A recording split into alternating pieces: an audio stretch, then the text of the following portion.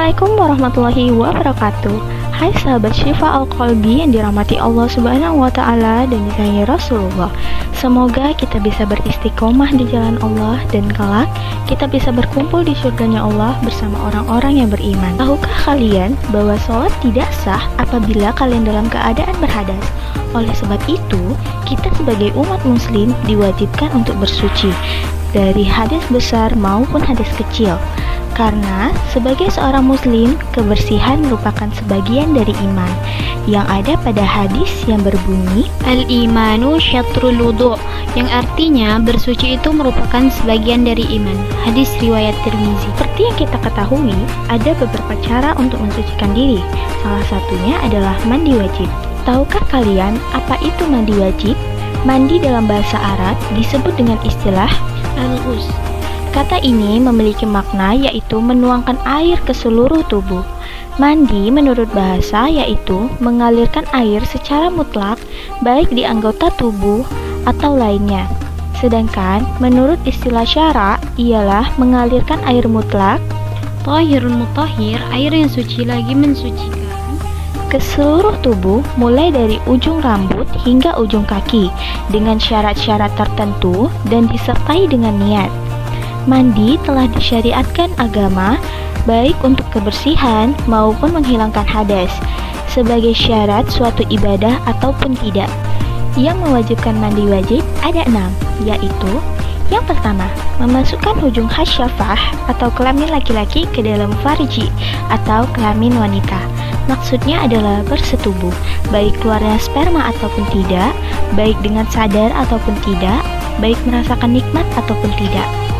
Sabda Rasulullah SAW, apabila dua alat yang dikhitan bertemu, maka sesungguhnya telah diwajibkan mandi meskipun tidak keluar mani.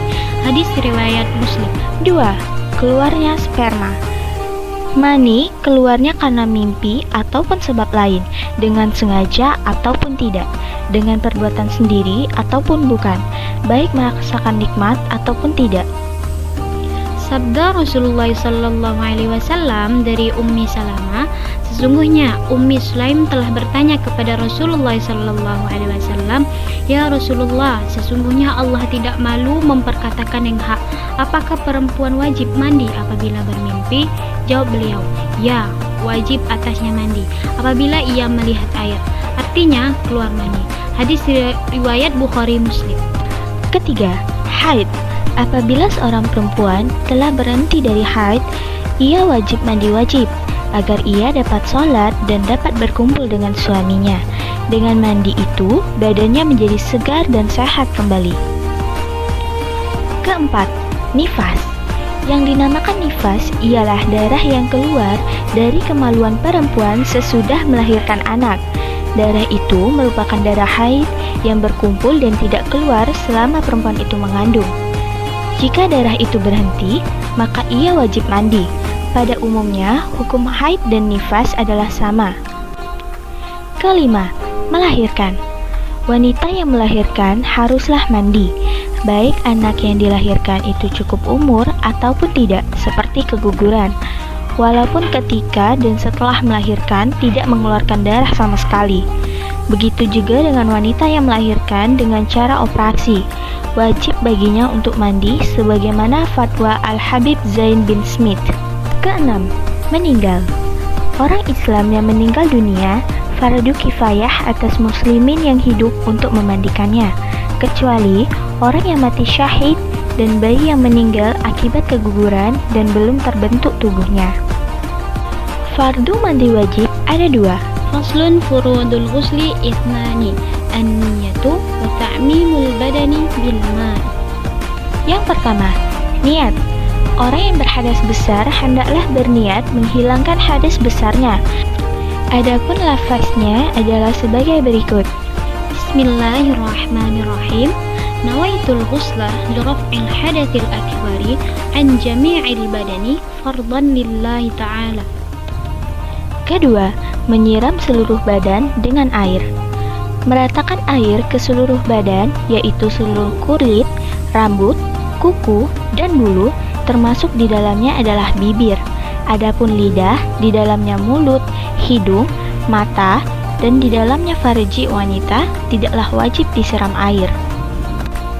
Di antara sunnah-sunnah mandi wajib yaitu: pertama, berdiri; kedua, menghadap kiblat jika tidak menggunakan kain penutup; ketiga, berwudu sebelumnya; keempat, menggosok dengan teliti lipatan-lipatan kulit; kelima, menggosok seluruh badan; keenam, tertib dalam melaksanakannya; ketujuh, tidak telanjang sama sekali. Mengutip kitab Fikih An-Nisa karya Muhammad Usman Al-Karsid yang diterjemahkan oleh Abu Nafis Ibnu Abdurrahim, mahruh hanya berkenaan dengan masalah larangan, namun tidak dimaksudkan untuk menunjukkan bahwa larangan tersebut merupakan suatu yang haram apabila dilanggar.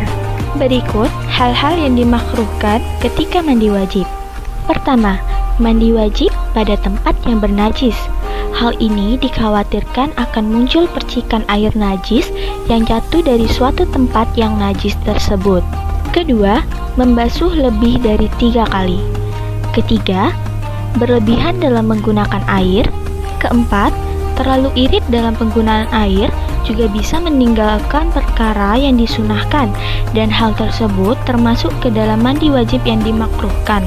Kelima, meninggalkan salah satu anggota tubuh yang disunahkan atau lebih dari satu sunnah.